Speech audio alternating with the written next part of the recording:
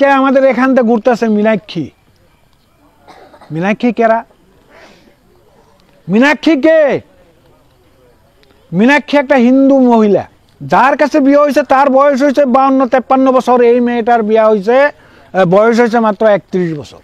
আর এই মেয়েটা আইসে লোভে বইরে 6 করোড় করোড় টাকা, 100 বিঘা মাটি, এই সমস্ত দেখে দেখে সে আইছে আয়েন হইয়া এমন কৌশল রচনা করছে, যদি চলে বলে কলে কৌশলে যদি এমএলএ হইয়া হারে, এই মানুষটার কোনোদিনই আপনারা দেখবেন না। আমার কথা যদি হাসা না হয়, যদি জিততে পারি, জিততে তো পারবোই না, এটা সম্ভব না।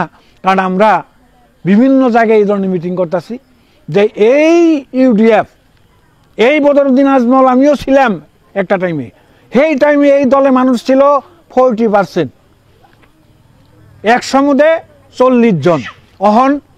অহন কি ওই ধরে কোনো মুসলমান মানুষ দেখছে, এই হিন্দু মানুষ দেখছেন না? কারণটা কি? তার কাম কাজ, তার বাঘ ভঙ্গি, মন চাই একজনে চর দিব বা যা তা করে দেয়। কোথায় এই সমস্ত চরিত্র হয়। আর টাকা কয় আমি বিজনেসম্যান, আমার টাকা লাগবো।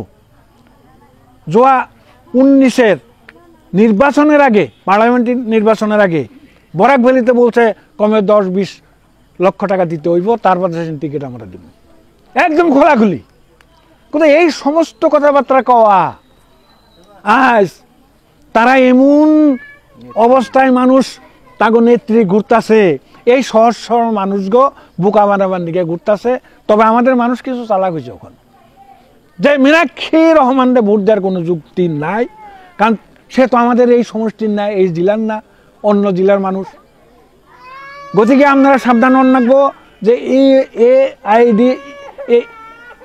না ইউডিএফ যদি থাকে, এই দল যদি থাকে, বিজেপি থাকাটা একদম 100% শিওর। কারণ বিজেপির যারা কর্মকর্তা, যারা নেতা, তারা টেবুল টকিং কি কয় জানেন?